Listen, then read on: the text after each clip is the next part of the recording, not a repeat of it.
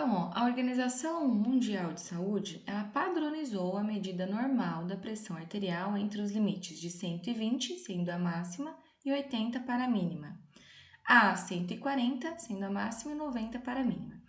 Aqui, gente, a gente tem que levar em consideração também fator idade, principalmente, tá? E como essa pessoa chegou até o atendimento de vocês. É muito comum, por exemplo, a pessoa chegar caminhando, andando. E se ela chegar e você já logo aferir a pressão dela, vamos pensar, se ela está caminhando, ela está em atividade física e o coração dela está com uma maior frequência cardíaca, correto? Portanto, ela pode apresentar uma alta na frequência durante a verificação da pressão arterial. Não significa que ela é hipertensa. Da importância de, antes de aferirmos a pressão arterial de um paciente que recém chegou numa unidade de atendimento, perguntar: o senhor veio caminhando? Alguém trouxe o senhor? Porque se ele chegou caminhando, a gente tem que pedir que ele fique uns minutos de repouso, né? Vamos relembrar também, é importante a gente saber posicionar esse paciente para verificar adequadamente a pressão arterial. Então, ele tem que estar sentado, com as costas devidamente apoiadas no encosto da cadeira, né? Os pés tocando ao chão, paralelos, o braço tem que estar no nível do coração, na altura do coração. Então, são vários fatores. Mas aqui, falando de urgência e emergência, esse paciente já estará apresentando esse quadro, ou ele já chegou numa porta de entrada de urgência e emergência com esses dados elevados, alterados, ou então ele chegou lá já não se sentindo muito bem, e vocês, ao acompanharem, ao verificarem, estão percebendo que essa pressão arterial alta, né, hipertensão no caso, já está descontrolada, a gente não consegue controlar. Quais são os fatores que podem alterar a pressão arterial?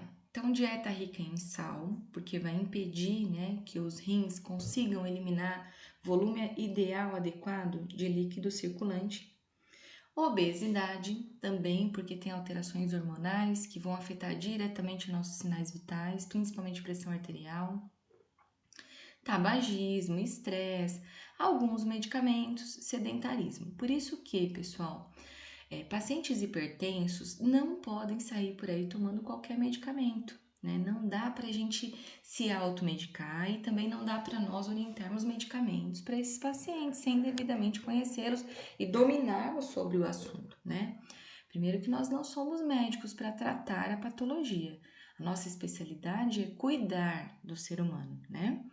E a gente sabe que tanto pacientes hipertensos quanto diabéticos, porque são pacientes que já fazem uso de rotina de alguns medicamentos, esses pacientes não podem fazer uso de qualquer medicamento. Eles têm que fazer uso de medicamentos devidamente orientados pelo médico, porque alguns outros medicamentos podem alterar o tratamento da hipertensão ou da diabetes, porque eles alteram, tá, esses valores. Hipertensão, também conhecida, né, popularmente como pressão alta, é definida como uma pressão arterial sistólica maior ou igual a 140, que é a máxima, e uma pressão arterial diastólica maior ou igual a 90, que é a mínima, milímetros de mercúrio, tá? Em pessoas que não estão fazendo uso de medicação antihipertensiva. Então, pessoas que nunca apresentaram, né, sinais, situações de hipertensão arterial que não são crônicas, chegam lá com essa pressão, a gente tem que olhar, cuidar. Por quê? Nós sabemos que a hipertensão, assim como a gente viu lá na aula anterior, na gestante, né, que ela pode evoluir para uma pré-eclâmpsia e eclâmpsia, eu acabei esquecendo de falar, já aproveito falar aqui para vocês. Eu só citei pré-eclâmpsia, né? No quadro de eclâmpsia, a gente tem uma hipertensão acentuada, proteinúria e a gente tem já crises convulsivas, tem alterações neurológicas, tá? Na eclâmpsia. Então, aqui, gente, a gente tem que acompanhar e olhar essa pessoa, né?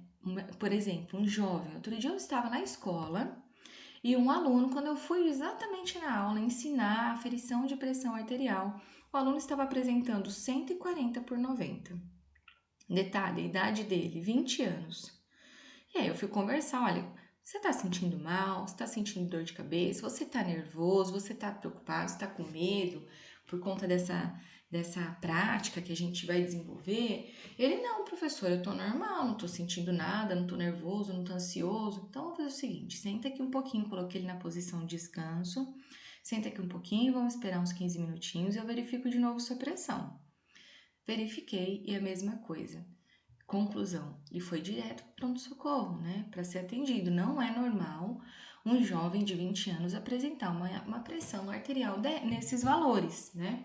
Alguma questão hormonal ali estava ocorrendo com ele para apresentar essa alteração.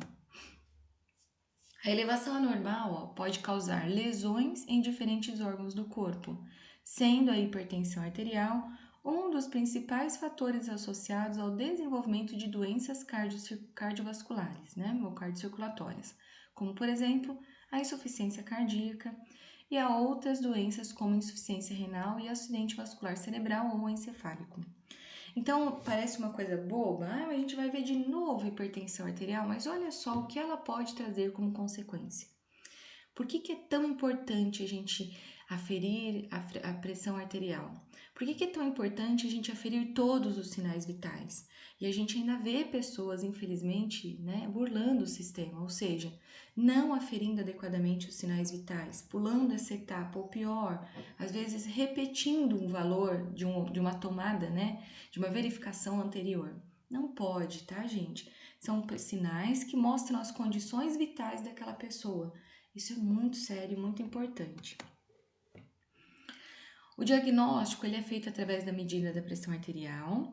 É recomendado 2 ou mais medidas em momentos diferentes, isso quando suspeita-se de realmente a patologia instalada de hipertensão arterial. Então, as medidas devem ser obtidas em ambos os braços, com a pessoa nas posições sentada e deitada, tá?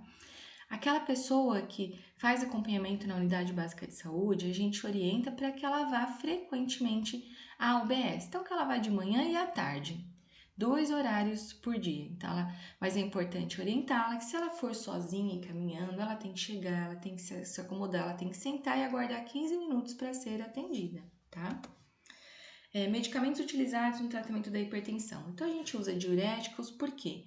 Quanto maior volume de circulante, mais alta vai ser essa pressão, porque o ventrículo vai contrair com maior intensidade.